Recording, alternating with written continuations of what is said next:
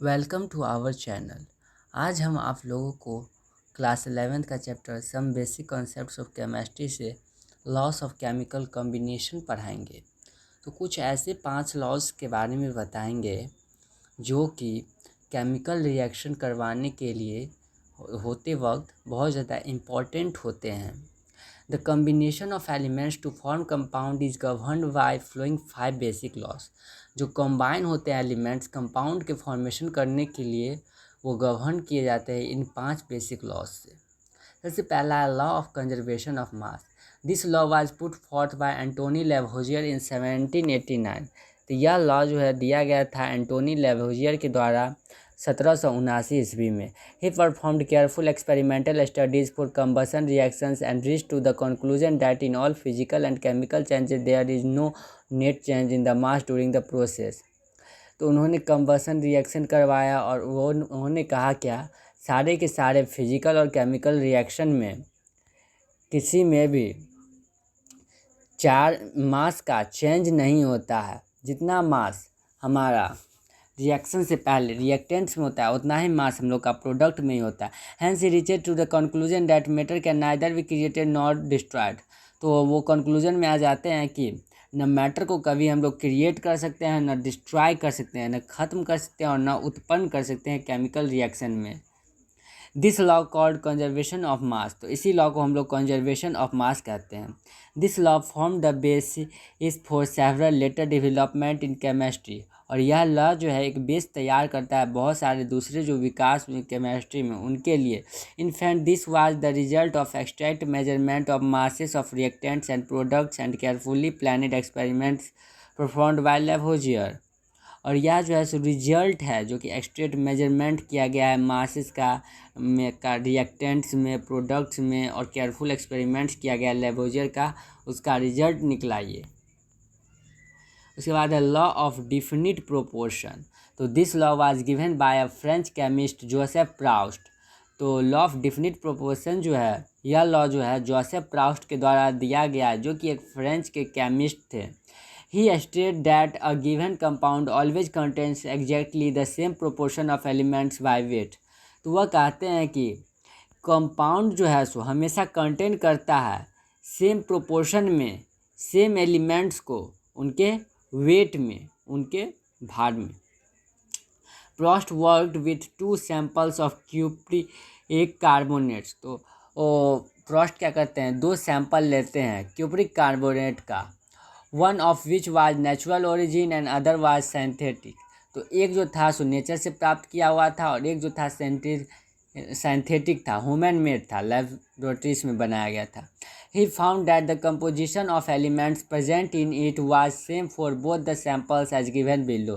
तो वो पाते हैं कि जो कंपोजिशन है एलिमेंट्स का वो सेम है दोनों सैंपल्स में, जो कि नीचे दिया गया है, जो कि देख सकते हैं नेचुरल सैंपल और सिंथेटिक सैंपल्स में।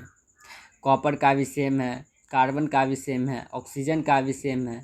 Thus he concluded that irrespective of source a given compound always consist the same element combined together in the same proportion by mass. तो वो प्राप्त करते हैं कि एक कंपाउंड जो है वो हमेशा सेम एक ही एलिमेंट को, एक ही जैसे एलिमेंट्स को कंटेन करेगा और वो सेम मास में कंबाइन होंगे। The validity of this law has been confirmed by various experiments. और जो ये लॉ का वैलिडिटी मतलब ये लॉ है, इसके बारे में बहुत सारे एक्सपेरिमेंट्स करके ये प्राप्त किया गया। It is sometimes also refer to the law of definite composition. और इसको हम लोग लॉ ऑफ डिफिनिट कंपोजिशन के नाम से भी जानते हैं। और law of multiple proportion, this law was proposed by Dalton in 1803।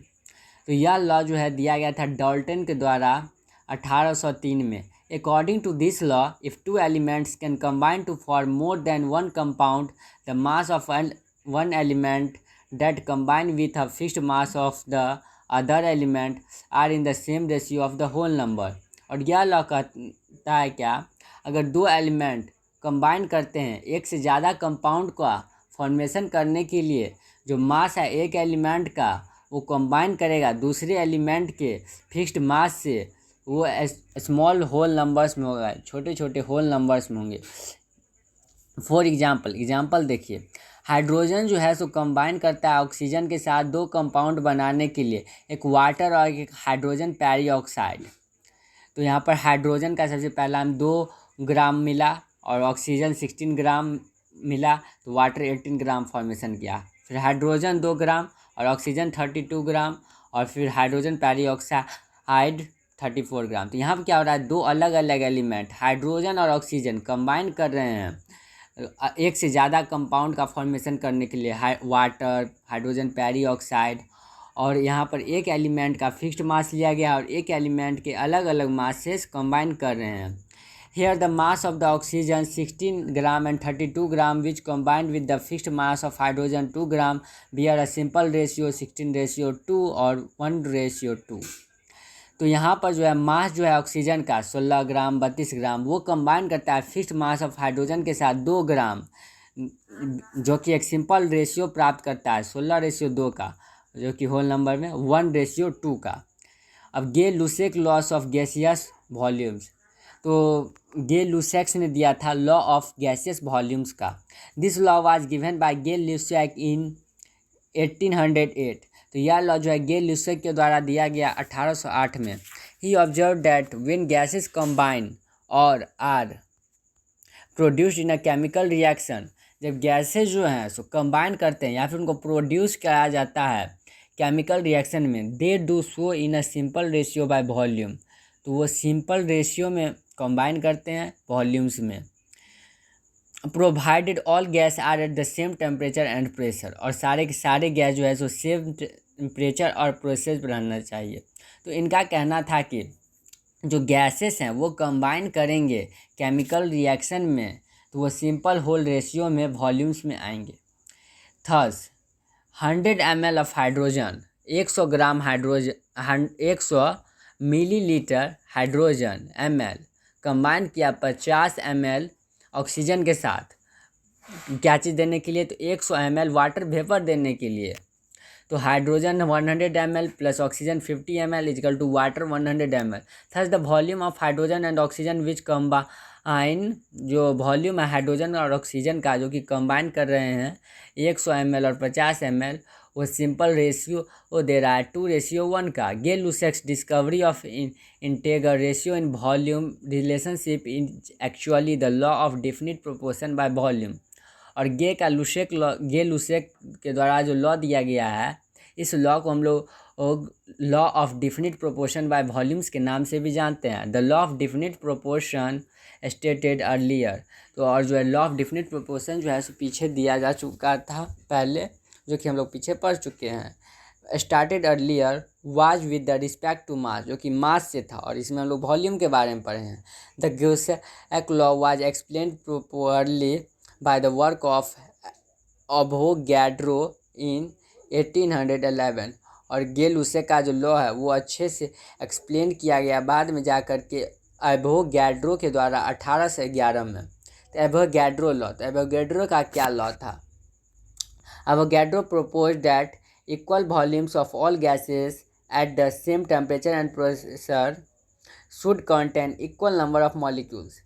तो 1811 में एवोगैड्रो जो थे वो प्रपोज करते हैं क्या, कि इक्वल वॉल्यूम्स वाले, मतलब बराबर वॉल्यूम वाले गैसेस जो हैं सो कंबाइन करेंगे अगर सेम टेम्परेचर और प्रेशर में, तो उसमें बराबर इक्वल नंबर ऑफ मॉलिक्यूल्स होंगे। अगर हम लोग डिफरेंट इक्वल वॉल्यूम्स वाले गैसेस ले लेते हैं सेम टेम्परेचर और प्रेशर पे, तो उन सभी में इक्वल नंबर्स ऑफ मॉलिक्यूल्स होंगे। Avogadro made a distinction between atoms and molecules which is quite understandable in present time। तो वो जो है सो अंतर बताते हैं एटम्स और मॉलिक्यूल्स के बीच में।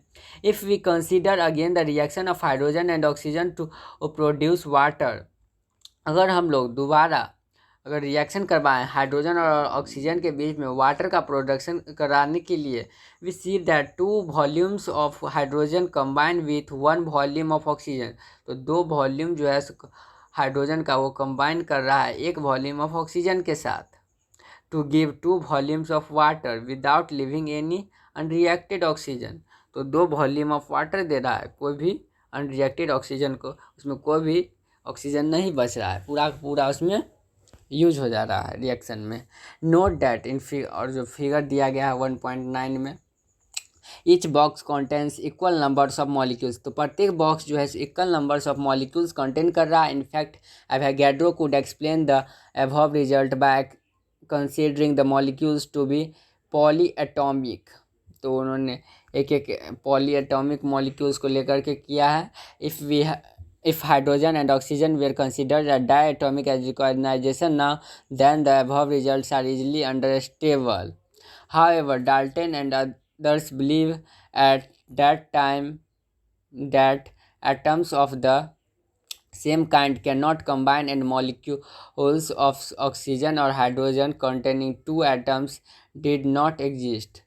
तो वो कह रहे थे क्या, जो एटम जो है सेम, उस समय साइंटिस्ट का मानना था कि तो जो एटम्स है सेम एलिमेंट के वे कभी भी कंबाइन नहीं कर सकते। Avogadro's proposal was published in the French journal de physics Q.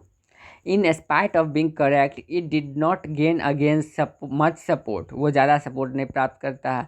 After about 50 years, तो 50 साल बाद लगभग, इन 1816 1860 में the first international conference on chemistry was